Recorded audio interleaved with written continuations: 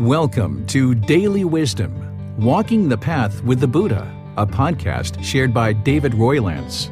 This podcast is dedicated to guiding you to completely eliminate the discontent mind and the suffering it causes by attaining enlightenment.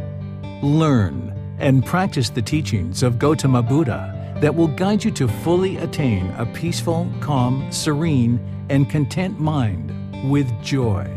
To support this podcast, visit patreon.com/support Buddha or visit buddhadailywisdom.com, where you will discover a full range of courses, retreats, and online learning resources to assist you on the path to enlightenment.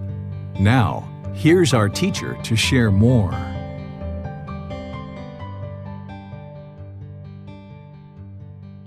Sawadee Kap. Hello and welcome to Daily Wisdom, Walking the Path with the Buddha.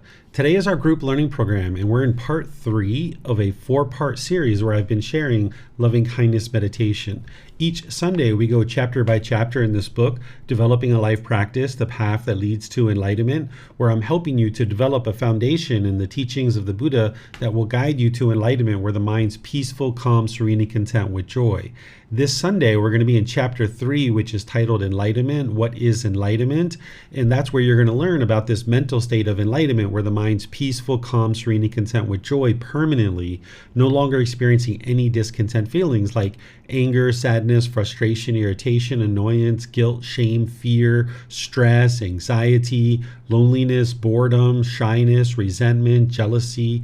Even the slightest displeasure is eliminated from the enlightened mind. So you can purify the mind of the causes and conditions that are producing these discontent feelings. Meditation is part of that training, but there's other training and other wisdom that you need as well. So I'd like to welcome you, whether you're joining our class for the first time or you've been joining regularly. Today we're going to be doing loving kindness meditation together, and then afterwards I'm going to open up to any and all questions that you guys have related to the path to enlightenment and the teachings of the Buddha, or any challenges that you're having in your practice. You can ask any and all questions by putting that into Facebook, YouTube, or Zoom. Or in Zoom, you can electronically raise your hand and ask any questions that you like. The way that we do loving kindness meditation is we ease into this with some chanting. Now, the chanting, there's no mystical or magical benefits to this. It's just to help ease the mind into meditation, getting more concentration, focus, helping you to become aware of the breath as you're easing into meditation, becoming aware of the mind.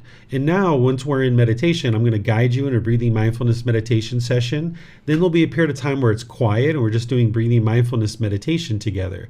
Then I'm going to come back in with the guidance on loving kindness meditation. And then we'll finish off with some more breathing mindfulness meditation and some chanting.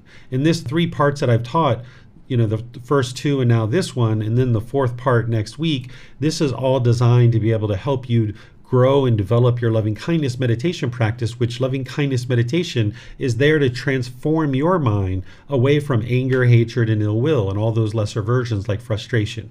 So even though we're going to be doing these affirmations as part of the loving kindness meditation, this isn't a prayer, it's not worship, it's not sending anything to anybody. It's to transform your mind and rewire your mind to be more loving and kind, so that then when you go out into the world, through your intentions, your speech, and your actions, you can be more loving and kind, and this is what will come back to you. As long as you're going out into the world being bitter, harsh, and hostile, this is what's going to come back to you. So if you can train your mind and gradually transform it through meditation, but through all the other teachings that the Buddha shares as well, you can get to a point where your mind in your life is completely at ease and everything's peaceful.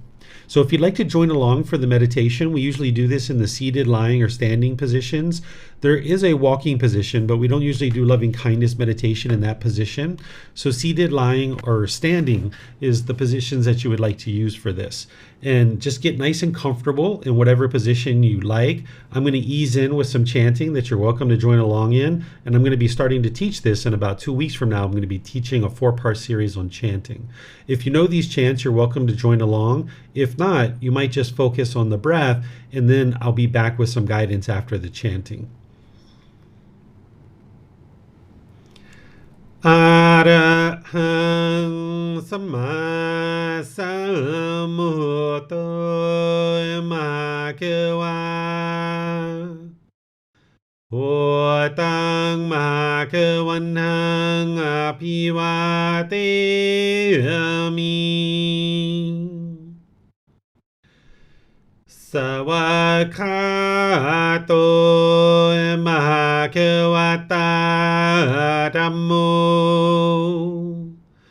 ธัมมังนามัสสามิ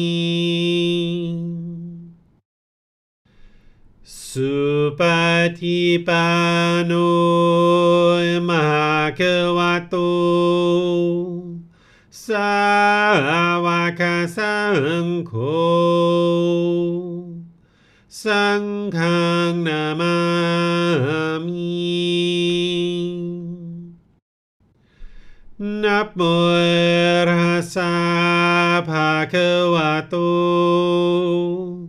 อะระหะโตสัมมาสัมพุทธัสสะ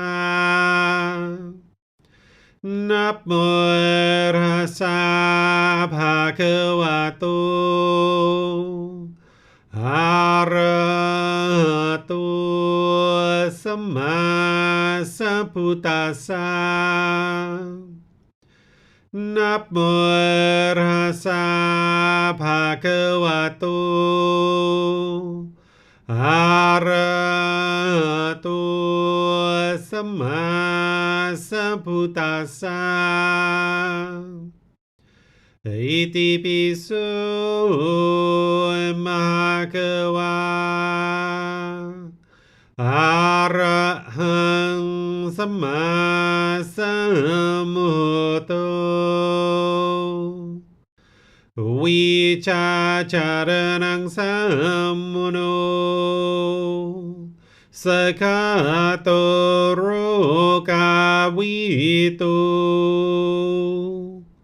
อนุเตโรปุริสานามาสติสตาตาวามนุสนังพุทโธภะคะวะติ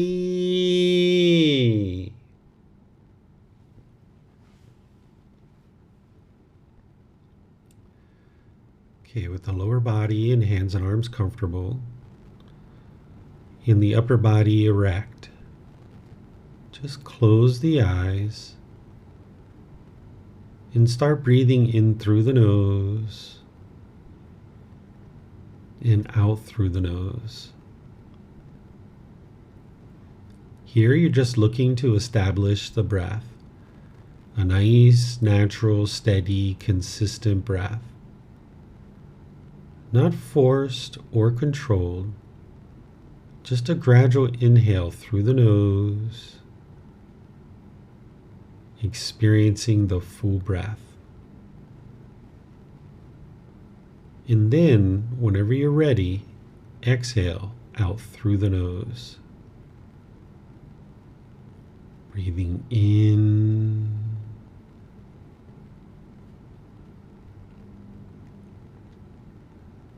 and out.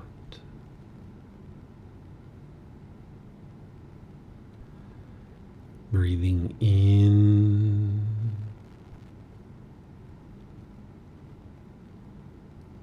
and out.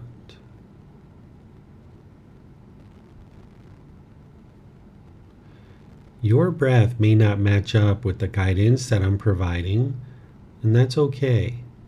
This is your practice. I'm just here for guidance. You can use this voice as a reminder that whenever you get to the next inhale, breathe in gradually through the nose, developing a nice, natural, steady, consistent breath. And then, whenever you're ready, exhale out through the nose. Breathing in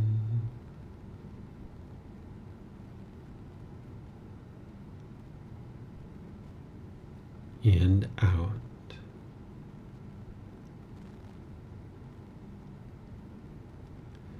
Breathing in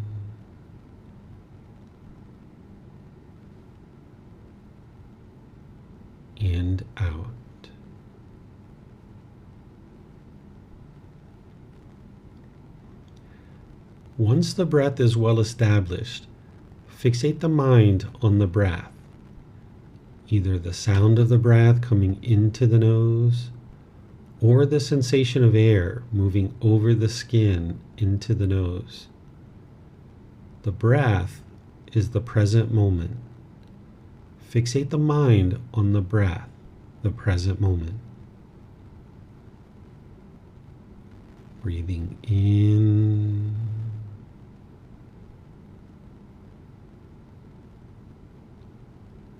and out.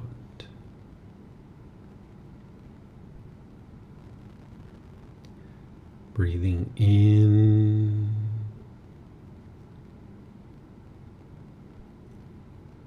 and out.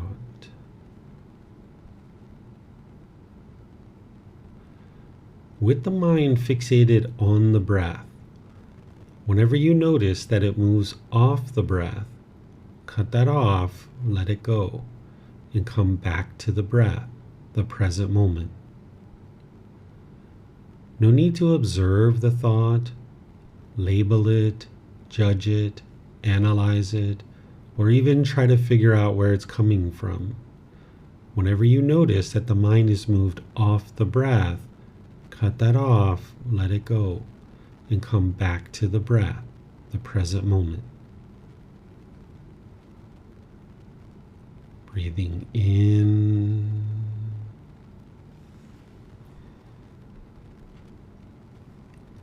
and out.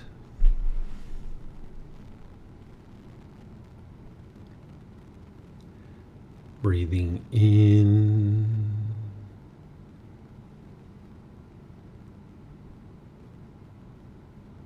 and out.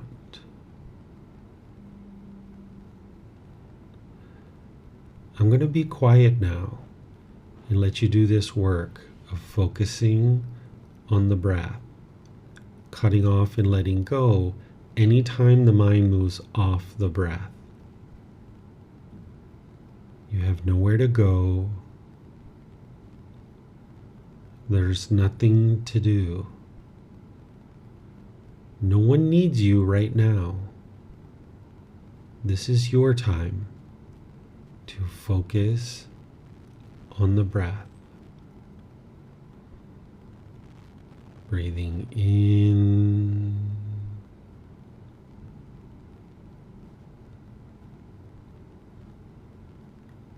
and out.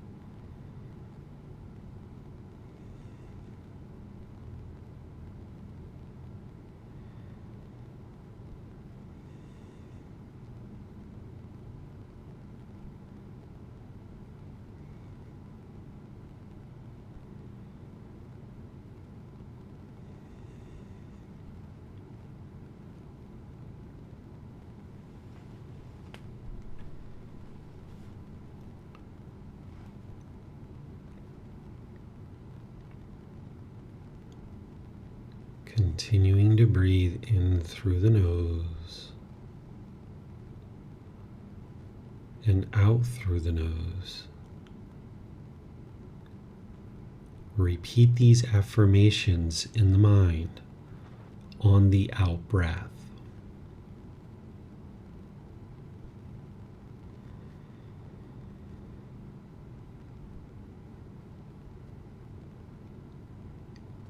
May I be peaceful.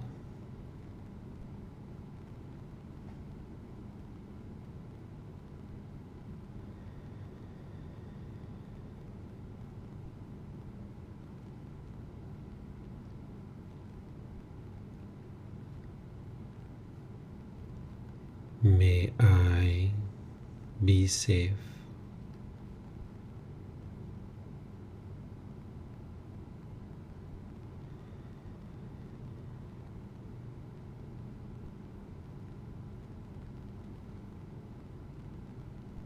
May I be well.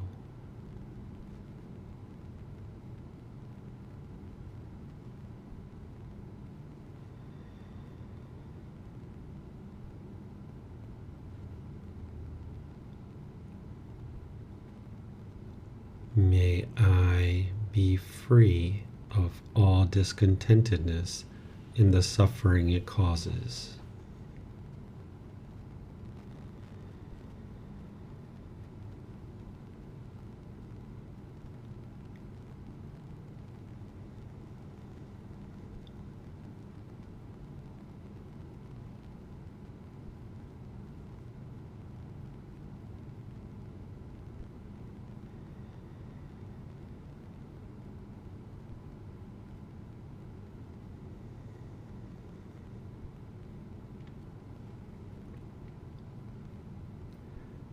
May Mom and Dad be peaceful.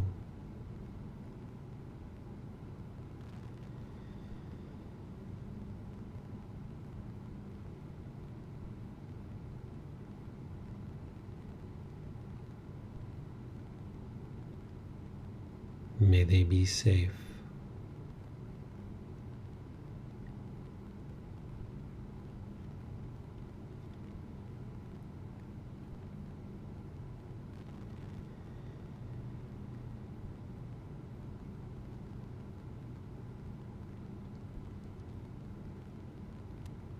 May they be well.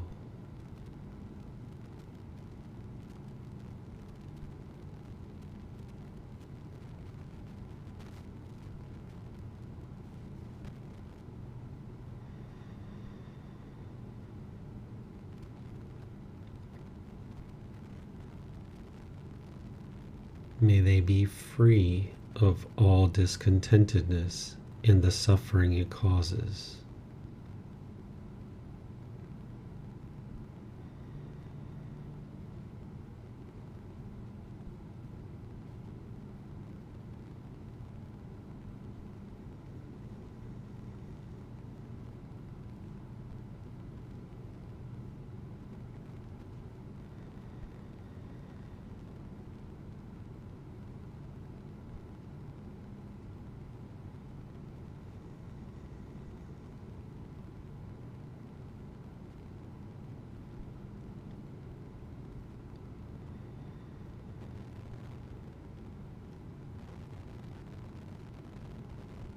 May all those who I come into contact with today be peaceful.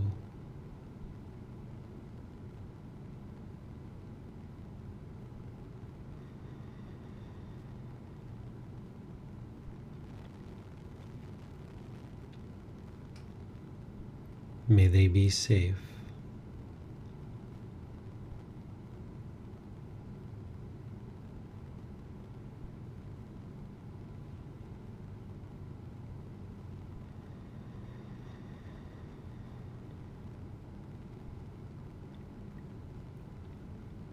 May they be well.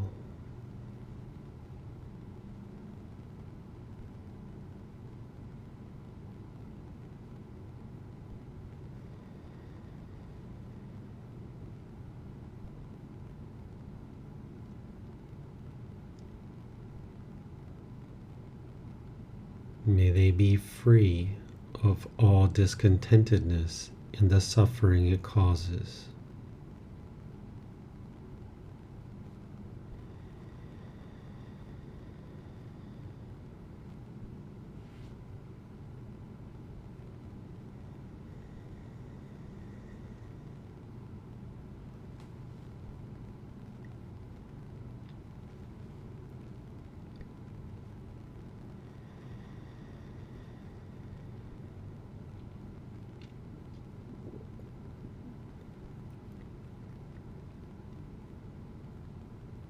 May all those who are struggling in the world be peaceful.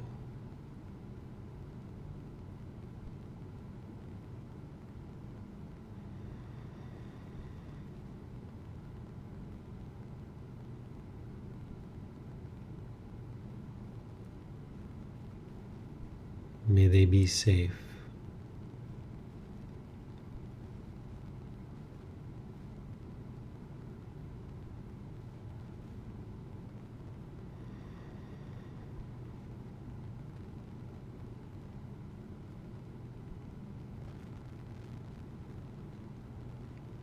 May they be well.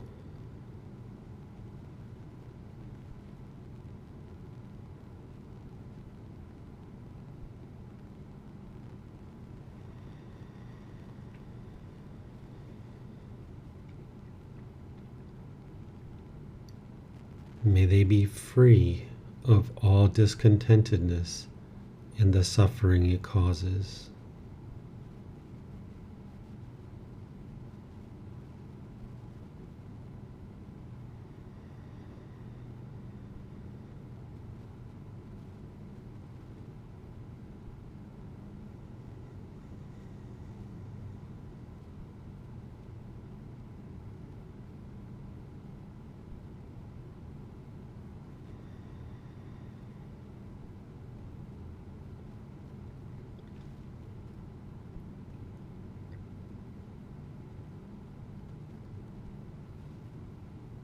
May all beings, wherever they reside, be peaceful.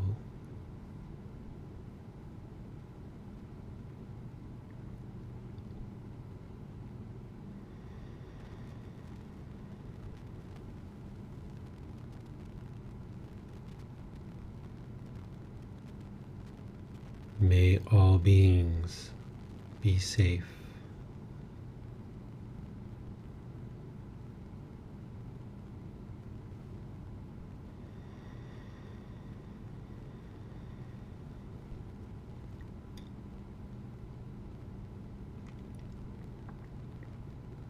May all beings be well.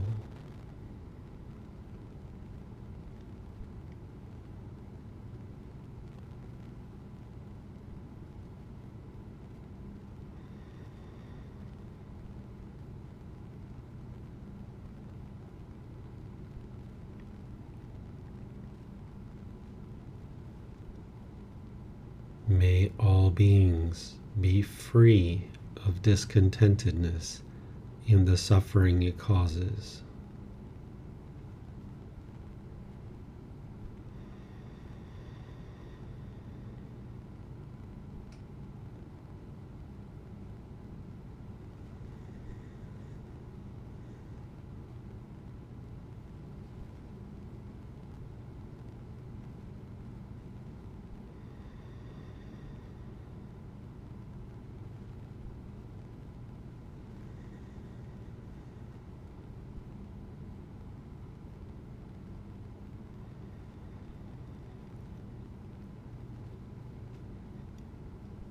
Now go back to breathing mindfulness meditation, focusing on the breath, cutting off and letting go anytime the mind moves off the breath.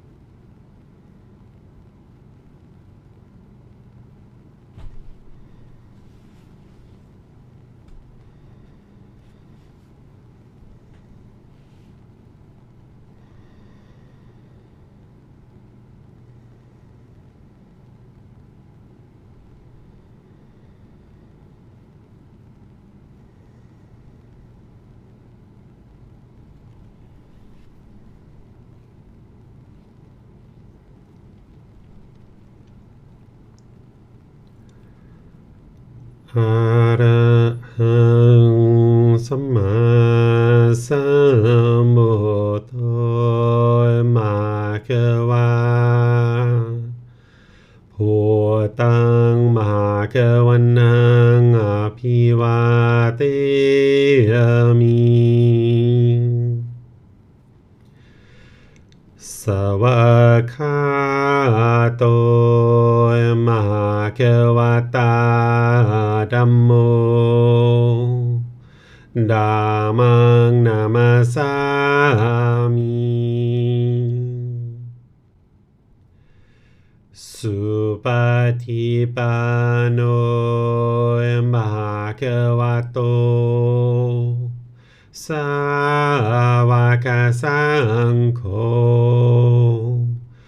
สังฆังนามามินะโมตัสสะภะคะวะโตอะระหะโตสัมมาสัมพุทธัสสะนะโมตัสสะภะคะวะโตอะระหะโตสัมมาสัมพุทธัสสะนะโมตัสสะภะคะวะโตอะระหะโตสัมมาสัมพุทธัสสะอิติปิโสมหะคะวะอะระหังสัมมาสัมพุทโธวิชาจารนังสัมมุโนสกาโตโรกาวิโตอนุเตโรปุริสาธัมมาสติสัตตาตาวามนุสนังพุทโธภะคะวะติ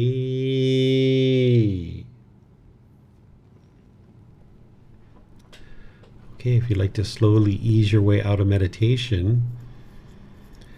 once again, welcome to all of you guys, whether you're joining for the first time or you're joining regularly, or perhaps you joined us since we started meditating. Welcome to everybody. This is our third part of a 4-part series where I'm sharing loving kindness meditation and helping students to build up their practice with loving kindness meditation. And what I'm going to do here is in a moment open up to any and all questions that you guys have, but I would like to just remind you of something that I taught in the first part of the series. So if you'd like to ask a question, you can put that into Facebook, YouTube, or Zoom, or you can raise your hand electronically in Zoom and ask any questions that you like. So one of the things that I taught at the first part of our series of loving kindness meditation is I was sharing with you how this breathing mindfulness meditation that we're doing prior to the loving kindness, that's to ease the mind into the meditation, get more awareness of the mind, more awareness of the breath, to make your loving kindness meditation more effective. And then we have this meditation to come out of loving kindness meditation. We do breathing mindfulness meditation on the tail end. What that's there for is that if you're noticing anger and frustration and agitation or anything like this arising during your loving kindness meditation, that's what that breathing mindfulness meditation is there for at the end. You can use that to cut that off and let it go.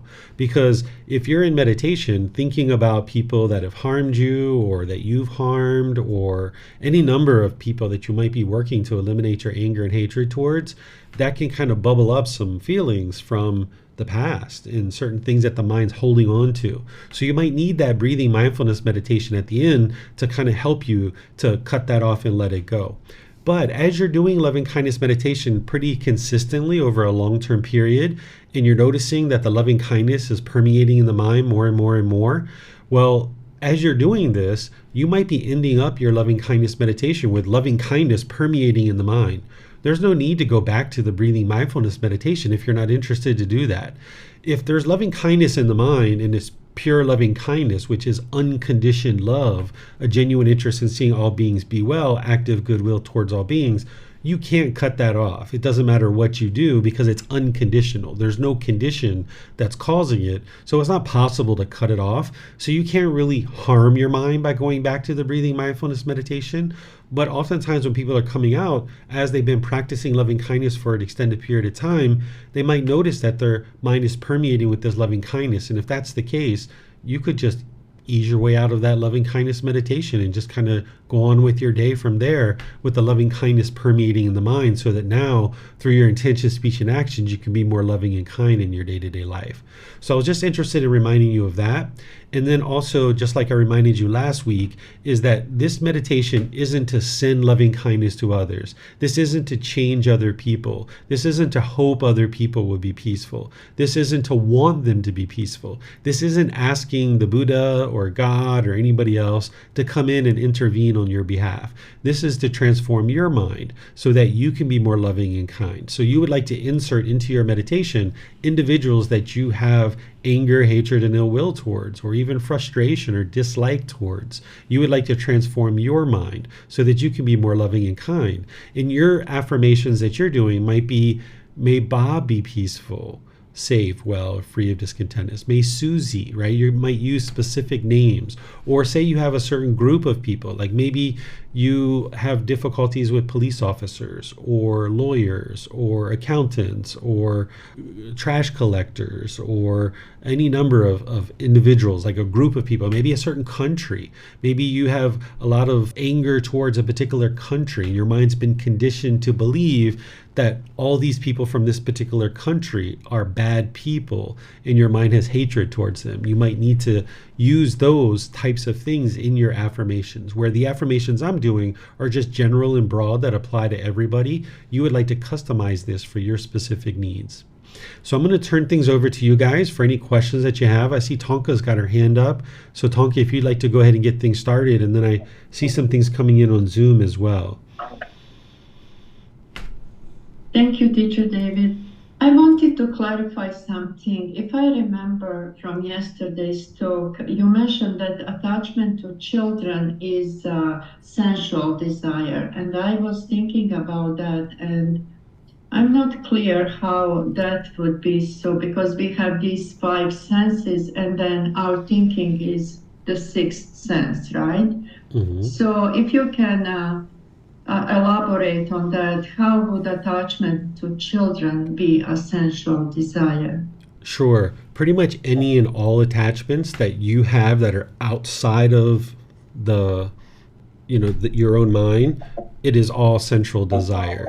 Because what sensual desire is where the eyes, the ears, the nose, the tongue, the body, or the mind itself is longing and yearning for things to be a certain way. That the mind wants things to be a certain way. So if you see something, if you hear something, if you smell something, if there's a flavor, if there's a certain physical object that comes in contact with the body, or there's a certain mental object in the mind. So all of these are sensual desire. The only things that aren't sensual desire, but is still a desire, still is a longing, yearning, a craving, are things like personal existence view, things like doubt. The mind can be holding on to things there. Wrong behavior and observances. There's some things that the mind can be holding on to. There's desire for form, desire for formless, which is inside your own mind. The mind can be holding on to certain conceits and arrogance and ego. These are all craving, desire, attachments, but the vast majority are all sensual desire. When we talk about craving, desire, attachment, longing, yearning, it's sensual desire in terms of the fetters. When we talk about it as a fetter, when we talk about it more generally, we're talking about it as craving, desire, attachment, wants, expectation, longing, yearning, thinking the next new shiny object waiting around the corner is going to provide lasting satisfaction. All of that falls into sensual desire. But then there's specific desires, like what I just mentioned, like personal existence view and others, that the mind is holding on or clinging to certain things, but they're not external, they're all internal.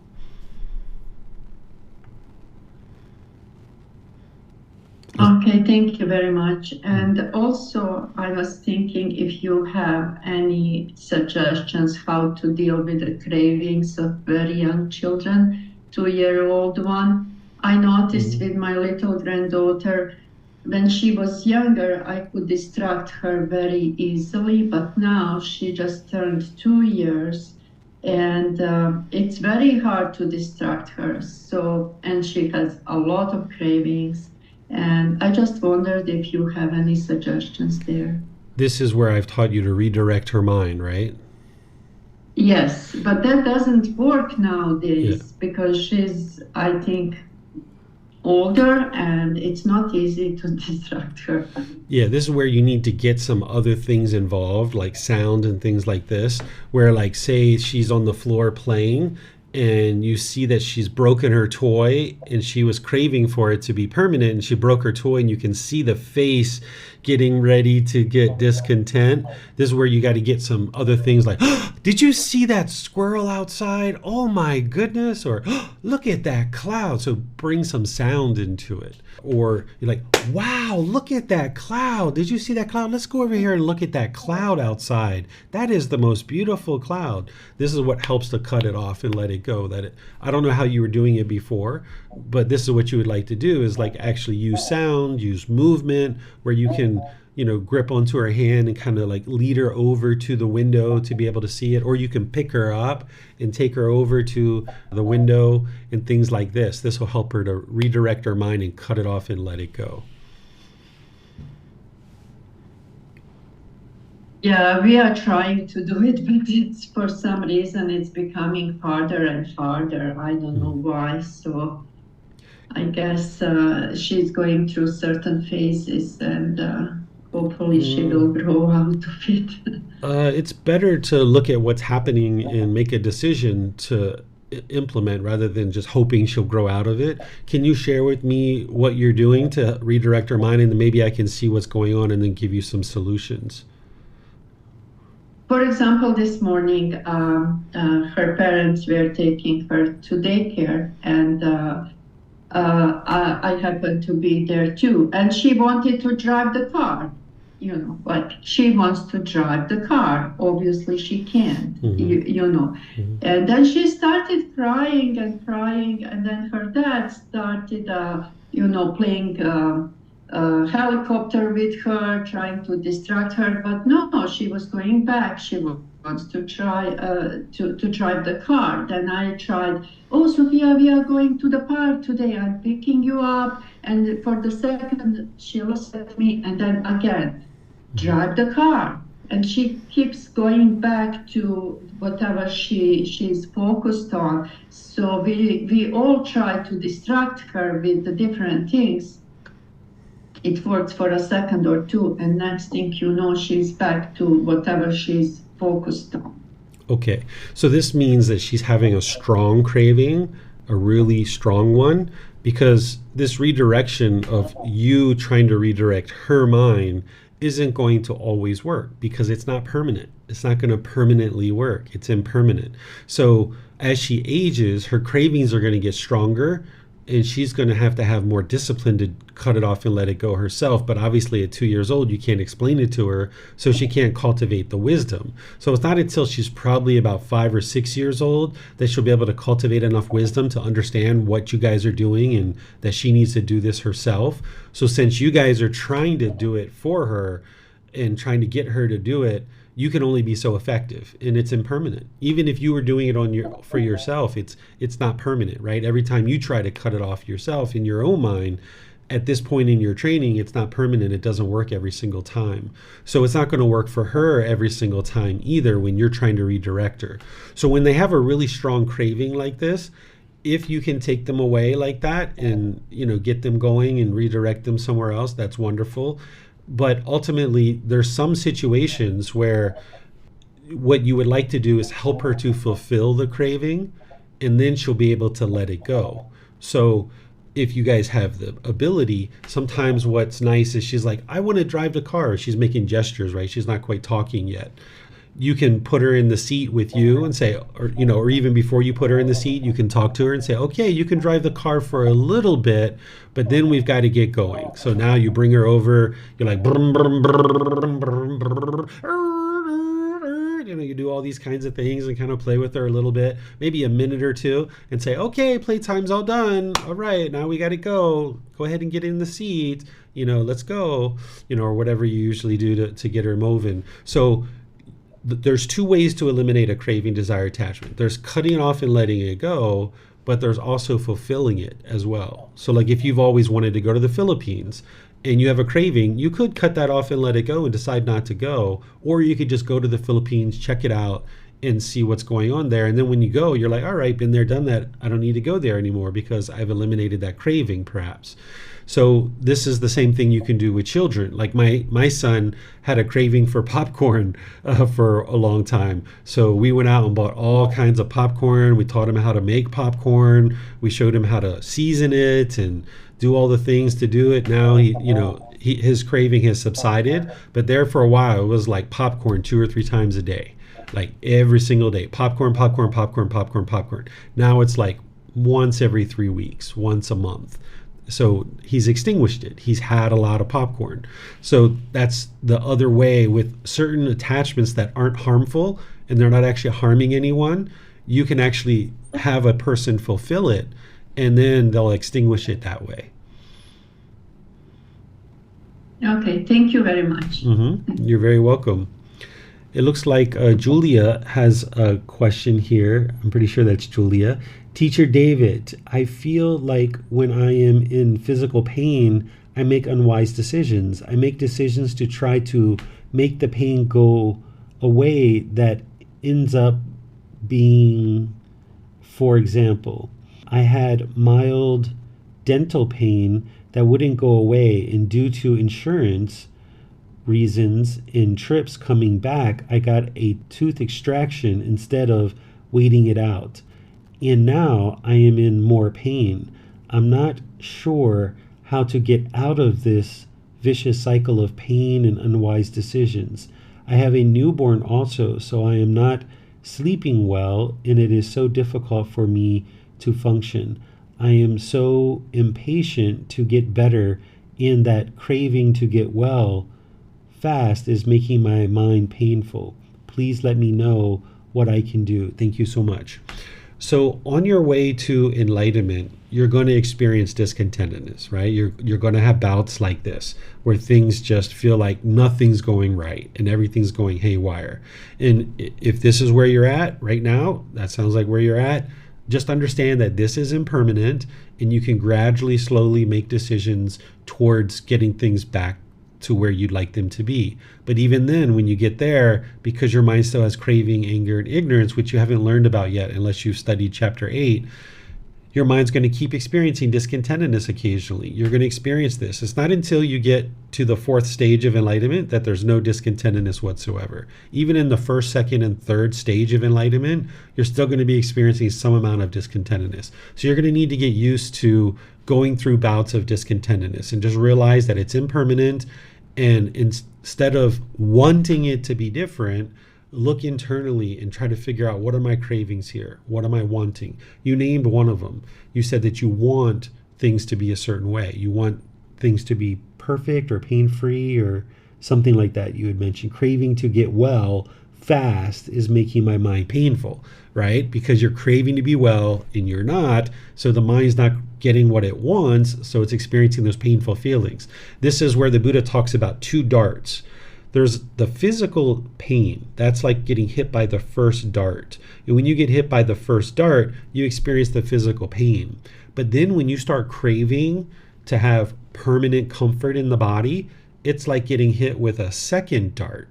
That now the mental anguish comes into the mind and it heightens the physical pain because of that craving. So in the unenlightened state, the untrained mind, when it feels physical pain, all it knows how to do is crave. So you might be craving food, you might be craving television, you might be craving, I don't know, whatever your cravings are, like certain vices that you go to, right? Like Some people crave alcohol, some people crave sex, some people crave different things.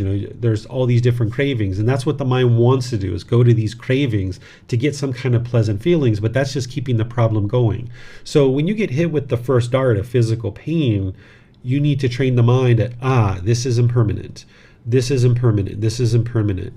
I'm not going to crave permanent comfort here. The body is going to experience pain sometimes. This is normal. And just understand that you need to work your way through that. Continuing with your breathing mindfulness meditation and your generosity, anytime craving is in the mind, you always would like to make sure you're maintaining your breathing mindfulness meditation in your generosity. These should be daily practices.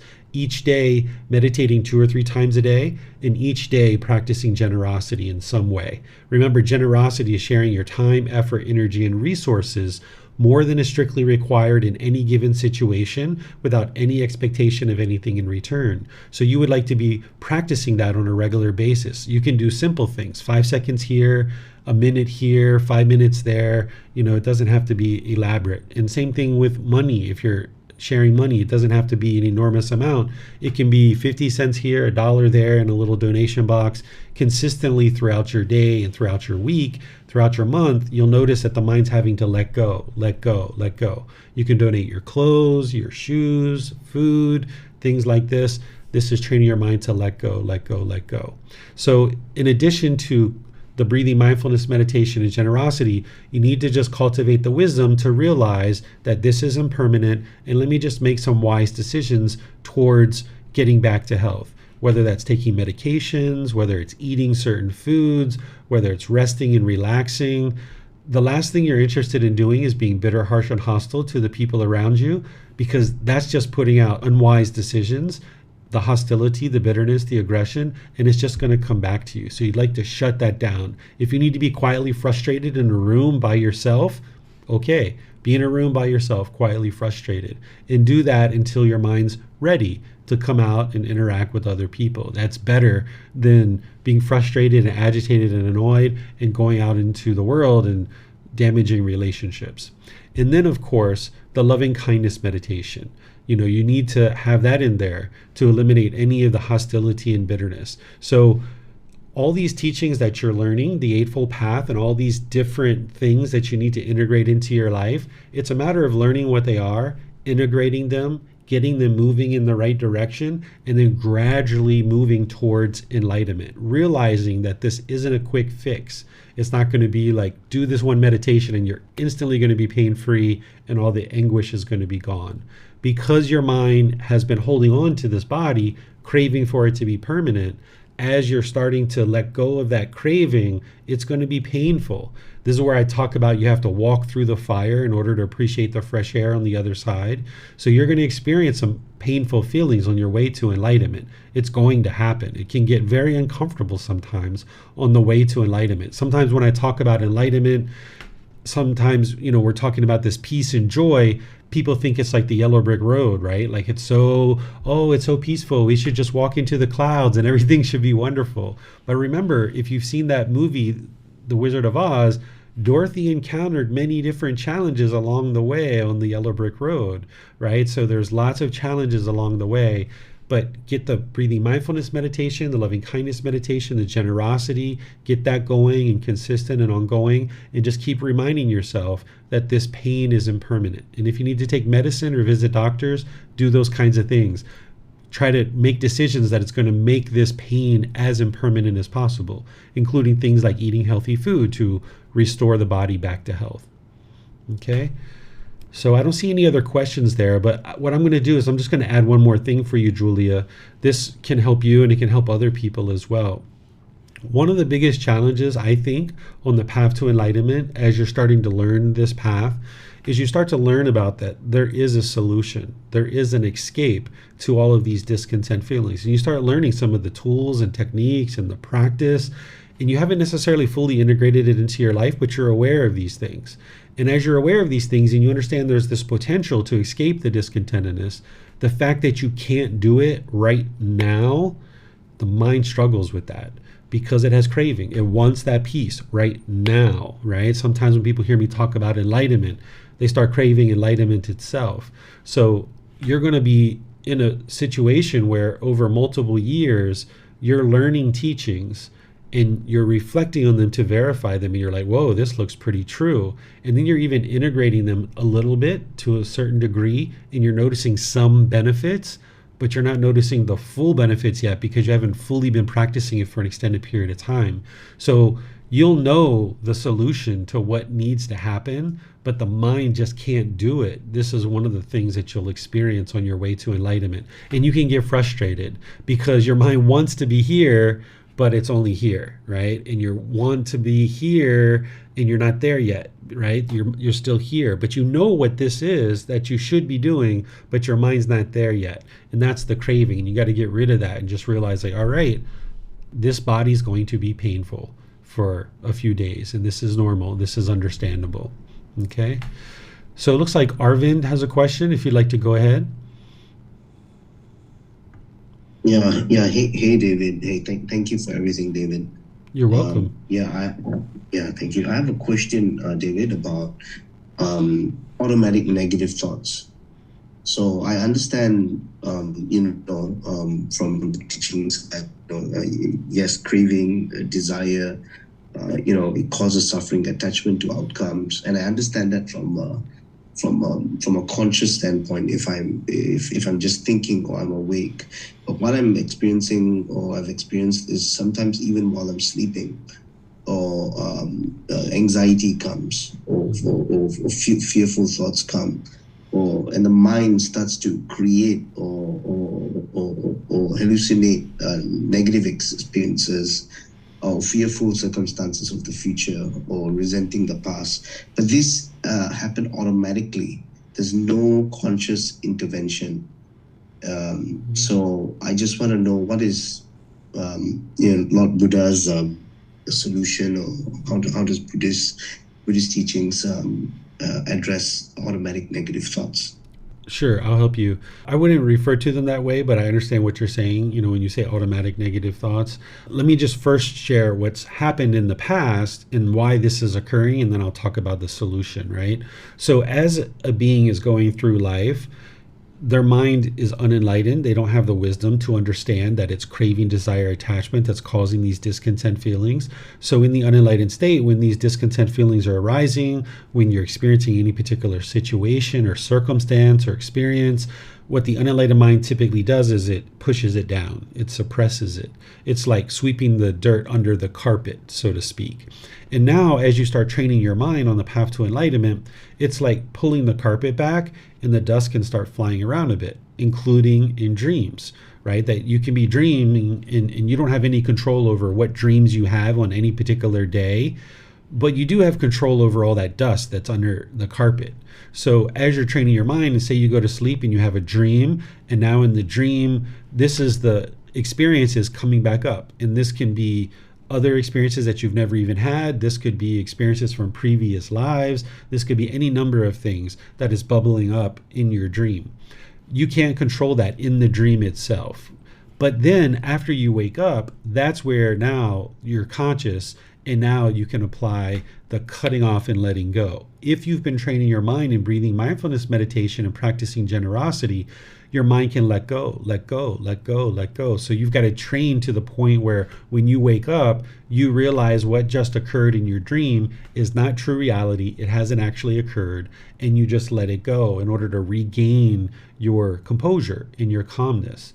Because if you continue to dwell in whatever thoughts you were having during your dream, not only were you experiencing those unwholesome thoughts during the dream, those painful thoughts, but now you're experiencing it in your day-to-day life too when you're conscious. So you got to get really good at cutting off and letting go. And it's breathing mindfulness meditation and generosity that will help you do that.